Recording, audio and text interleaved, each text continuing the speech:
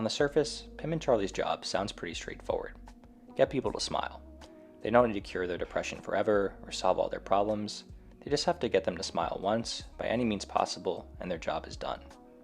It sounds simple enough, but it's such a good setup for the chaotic world of this show, because it opens the door to all kinds of misdirection and subversion around what actually works to make people happy.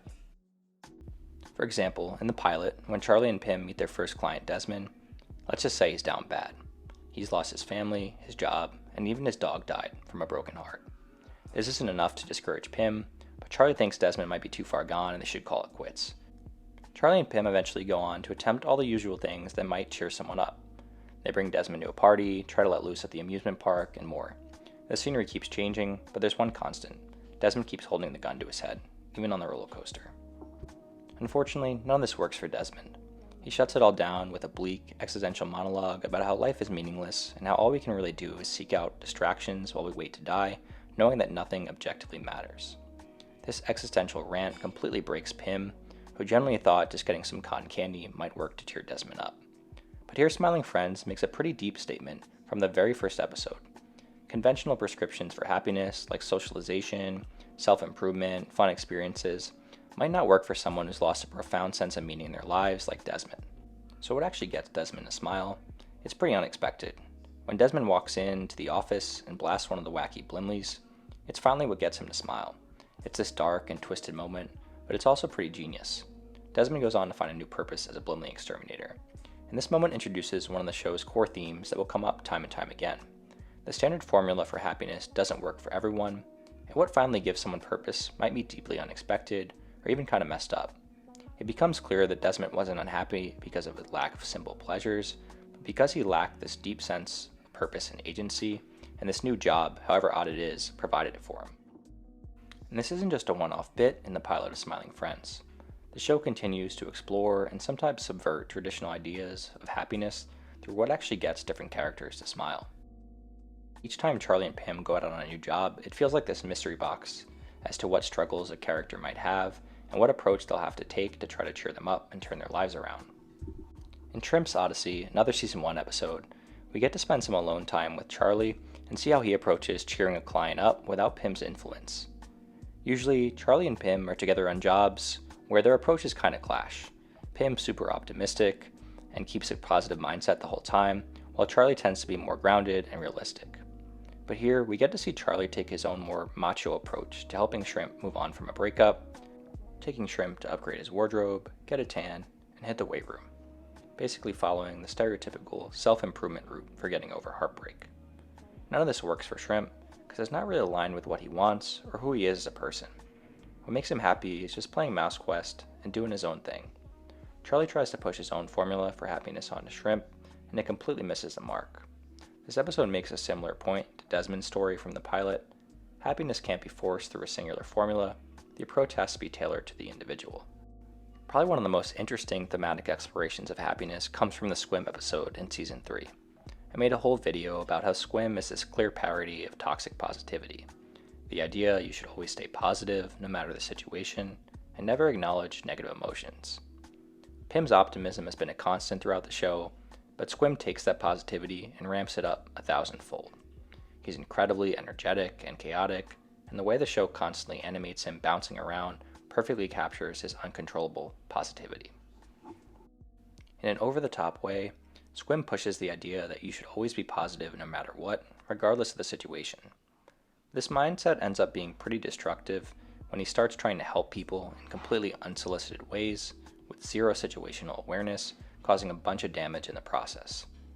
Squim's this direct contrast to how Pim and Charlie usually try to take more thoughtful and personalized approaches to get people to smile, and this episode makes another interesting statement on happiness, clearly mocking the idea that it can simply be forced through endless positivity and rejecting emotions typically considered more negative. When Squim encounters Mr. Ice Cream, who's lost his wife and is clearly in the grieving process, yelling at him to just be positive comes off as extremely tone-deaf and disrespectful. Acknowledging all emotions is important to well-being, and this episode highlights how ignoring grief or sadness in favor of forced optimism doesn't help anyone. It just makes them even more unhappy by invalidating their true experience. If Desmond showed that purpose matters more than simple pleasures for some people, Squim's character clearly shows that happiness is not just about this constant barrage of positive emotions, instead suggesting throughout the episode that allowance and acceptance of all emotions is important to well-being. The Season 3 Mr. Frog episode explores ideas of happiness from another interesting lens.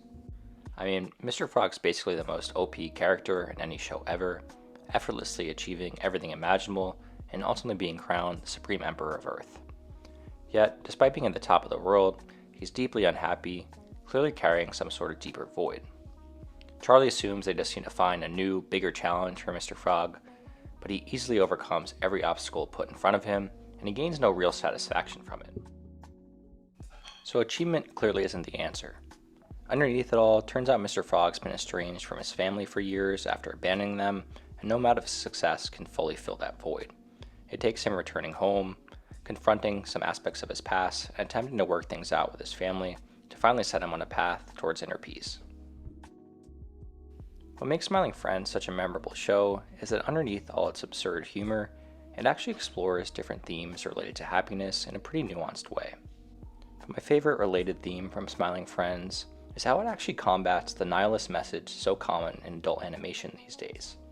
Through the various existential struggles of characters like Desmond and Mr. Frog, as well as the absurdist humor that often pokes at modern malaise and social alienation, the show does acknowledge a prevailing sense of modern nihilism.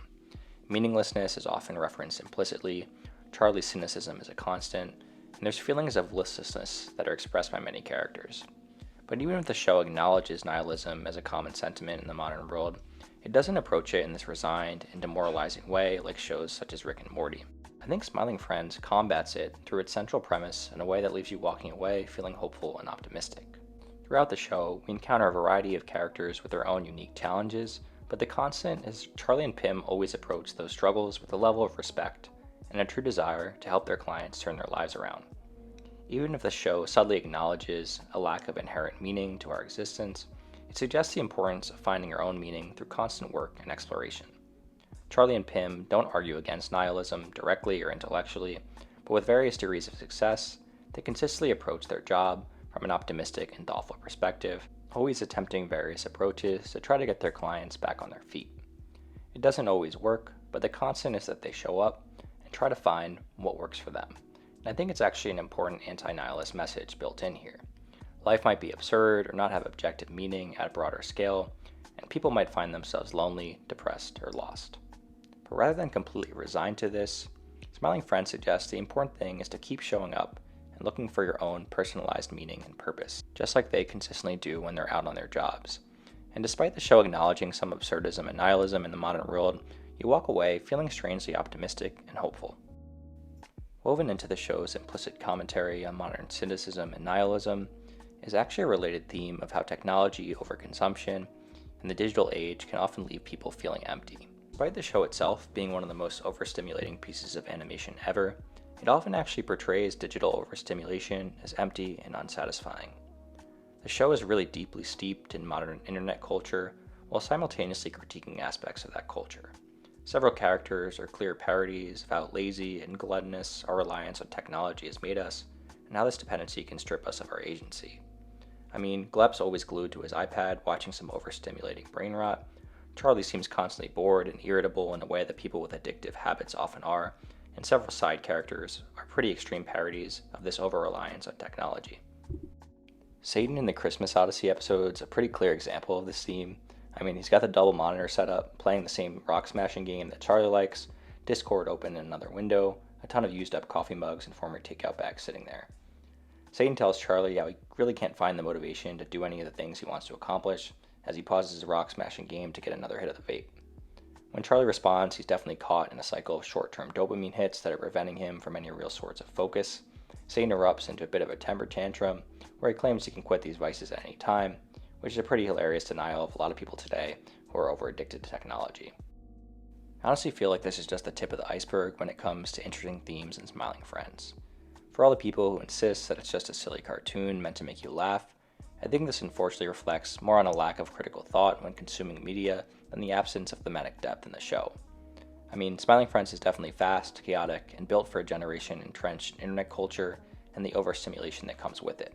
but that delivery method is exactly what makes its deeper messages land well, and why the show appeals to more mature audiences.